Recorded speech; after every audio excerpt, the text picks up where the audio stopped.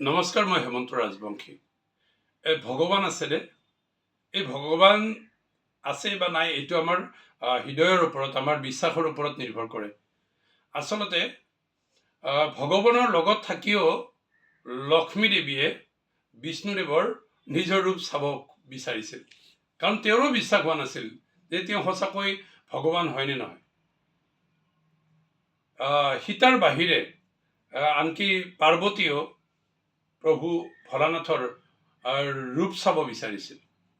নাৰদেই ইমান ভগৱান বিশ্বাস কৰে, কিন্তু তেওঁ মানে ভগৱানৰ বিষ্ণুৰ হওক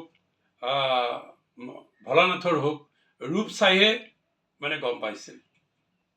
অৰ্জুন ইমান বিশ্বাসী আছিল ভগৱান শ্ৰীকৃষ্ণৰ, কিন্তু অৰ্জুনে ভগৱান শ্ৰীকৃষ্ণই নিজৰ ৰূপ নেদেখুৱালৈকে তেওঁ মানে বিশ্বাস কৰা নাছিল তেওঁ আচলতে ভগৱান হয়নে নহয়। এনেকুৱাকৈ আমি মানে এটা কথা ক'ব পাৰোঁ যে ভগৱানৰ লগত থকাবিলাকেও মানে অবিশ্বাস কৰে যে তেখেত ভগৱান হয়নে নহয়, তেখেতে বা কি মহিমা দেখুৱাব, তেখেতৰ মহিমা কি, আপোনাৰ মহিমা চাব খোজোঁ, মই কিছু আপোনাৰ মায়া চাব বিচাৰোঁ, এনেকুৱা ধৰণৰ মানে কথা কয়। এবাৰ এটা ঘটনা ঘটিল। ভগৱান শ্ৰীকৃষ্ণৰ ওচৰলৈ তেওঁৰ বন্ধু সুদামা আহিল। সুদামা আহি ক'লে যে হে প্ৰভু, মই আপোনাৰ মায়া চাব বিচাৰোঁ, আপুনি মোক আপোনাৰ মায়া দেখুৱাওকচোন। তেতিয়া শ্ৰীকৃষ্ণই ক'লে, ঠিক আছে সুদামা, তুমি চিন্তা নকৰিবা, এদিন মই তোমাক দেখুৱাম। আৰু ভগৱান শ্ৰীকৃষ্ণই এদিন পৰিকল্পনা কৰি তেওঁক এটা নদীৰ পাৰলৈকে লৈ গৈছিল। সুদামা আৰু ভগৱান শ্ৰীকৃষ্ণই দুয়ো পাৰত কাপোৰ খুলি দুয়ো নদীত গা ধুবৰ কাৰণে নদীত নামি গ'ল।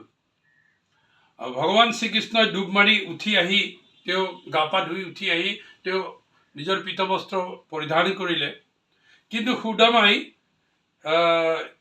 ডুব দিয়ে তেওঁ মানে নেদেখা হৈ গ'ল। এটা সময়ত এনেকুৱা হ'ল, তেওঁ ডুব দি উঠিব চাই ইফালৰ পাৰঘাটত লাগে, সেই পাৰঘাট অচিনাকি, আকৌ ডুব দি উঠিব চাই আকৌ বেলেগ পাৰঘাটত লাগে, এনেকৈ তেওঁ উঠিব নোৱাৰে আৰু উঠিলেও অচিনাকি পাৰঘাটত তেওঁ গৈ উপস্থিত হয়। তেওঁ এনেকৈ গৈ থাকোঁতে হঠাৎ এটা পাৰঘাটত তেওঁ উঠিলে। উঠাৰ লগে লগে দেখিলে সুদামাই যে হস্তিনী এজনীয়ে, হাতী এজনীয়ে লগে লগে তেওঁ উঠাৰ লগে লগে তেওঁ ডিঙিত মানে মালা ধৰি পিন্ধাই দিছে সুদামাৰ ডিঙিত। সুদামা আচৰিত হ'ল যে হাতীজনীয়ে মোক কিয় মালা পিন্ধালে। হাতীজনী মালা পিন্ধোৱাৰ লগে লগে সেই দেশৰ মায়াপুৰীৰ দেশৰ গোটেই প্ৰজাবিলাক আগবাঢ়ি আহিল, মন্ত্ৰী ডা ডাঙৰীয়া সকলো আগবাঢ়ি আহিল, ক'লে যে প্ৰভু, আপুনি আমাৰ মানে ৰজা, কিয় আমাৰ এই দেশত এটা পৰম্পৰা আছে, এই হাতীজনী যাক মালা পিন্ধাই তেওঁ ৰজা হয়, গতিকে আপোনাক মালা পিন্ধাইছে, আপুনি ৰজা। গতিকে সুদামা সেই মায়াপুৰী ৰাজ্যত ৰজা হৈ গ'ল। তেওঁ যেতিয়া ৰজা হ'ল, এজনী সুন্দৰী যুৱতী তেওঁ মানে বিবাহ পাতিলে, তেওঁ ল'ৰা ছোৱালী হ'ল। এনেকৈ সুদামাই সেই মায়া ৰাজ্যত থাকি ভগৱান শ্ৰীকৃষ্ণৰ কথা পাহৰি গ'ল। এদিনাখন কি হ'ল যে সুদামাৰ নিজৰ ৰূপৱতী ভাৰ্যা অসুস্থ হৈ হঠাৎ ঢুকাই থাকিল। তেতিয়া সুদামাই ইমানে ভাল পাইছিল নিজৰ ভাৰ্যাক, তেওঁ ইনাই বেনাই কান্দিবলৈ ধৰিল। আৰু তেতিয়া মন্ত্ৰী ডাঙৰীয়াসকলে আহি ক'লে যে মহাৰাজ, আপুনি আমাৰ ৰজা হৈ আপুনি কিয় কান্দিছে, আপুনি নাকান্দিব, আপুনি কান্দিলে শোভা নাপায়। ৰজাই কেতিয়াও নাকান্দে, কাৰণ ৰজাই বেলেগক সান্তনা দিয়ে। গতিকে আপুনি এইটো কান্দিব নালাগে, আপুনি এৰক। নাই, ৰজাৰ মানে ইমান দুখ লাগিল যে ৰজাই কোনো পধ্যেই মানে কান্দন এৰিব পৰা নাই। তেতিয়া সেই দেশৰ মন্ত্ৰী ডাঙৰীয়াবিলাকে আহি ক'লে যে মহাৰাজ, আমাৰ দেশত এটা নিয়ম আছে, যে নিয়মটো হ'ল কি, যে কোনোবা ভাৰ্যা যদি ঢুকায় তেতিয়াহ'লে তেওঁৰ লগতে তেওঁৰ স্বামীগৰাকীও সেই চিতাতেই একেলগে মানে জুইত জাপ দি মানে স্বৰ্গবাসী হ'ব লাগে। গতিকে আপোনাৰ যিহেতু ভাৰ্যা ঢুকাইছে, আমাৰ দেশৰ নিয়ম মতে আপুনি মানে জুইত জঁপিয়াই সেই একেখন চিতাতে আপুনি ভস্মীভূত হ'ব লাগিব। সুদামাৰতো হাহাকাৰ লাগি গ'ল। সুদামাই লগে লগে কান্দন বন্ধ কৰি দিলে, দুশ্চিন্তাত পৰি গ'ল।